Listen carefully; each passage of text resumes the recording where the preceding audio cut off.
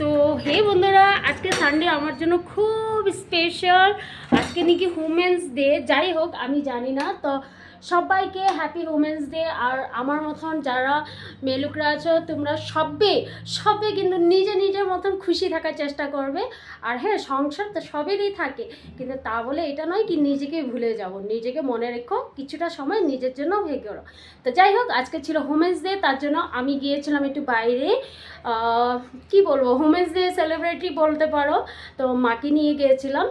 তো ওখান থেকে এসে দেখি আমার বর পুরো রান্না তো করেছে, তার সঙ্গে আমার রান্নাঘর পুরো নিট অ্যান্ড ক্লিন করে রেখেছে। তো আমার মনটা না খুশিতে ভরে গেছে যে রান্নাও করে রেখেছে আর এখন শুধু আমি খাবো। তো যাই হোক, তো দেখো আগে রান্নাঘরটা কি সুন্দর ক্লিন করে রেখেছে।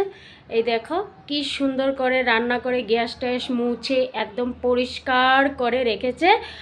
আর আমার বর আমার ফেভারিট খাবার বানিয়ে রেখেছে।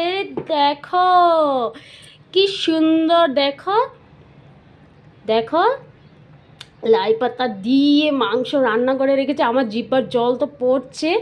আর তার সাথে দেখো ডাল করেছে পেঁয়াজ সম্বাস দিয়ে।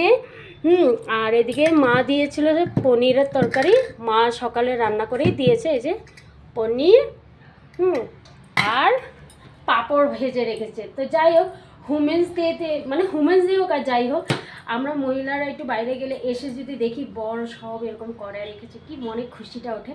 তো থ্যাংক ইউ আমার বরকে, আর আমার জন্য স্পেশাল ডিশ রান্না করার জন্য। তো তোমাদেরও বর এমন বলবে। আর হ্যাঁ, আরেকটা জিনিস চলো দেখি, সেটাও না দেখালে হয় না। শুধু রান্না কেন, দেখো পুকুকে স্নান করায়ে, এ দেখো পুকু, বাবা তুমি স্নান করছো? দেখো পুকুকে স্নান করিয়ে দেখো ভাতও খাওয়াচ্ছে। আর এদিকে ওয়াটারমেলন কেটে দিয়েছে বাচ্চাদেরকে, এই যে খেয়ে নিয়েছে।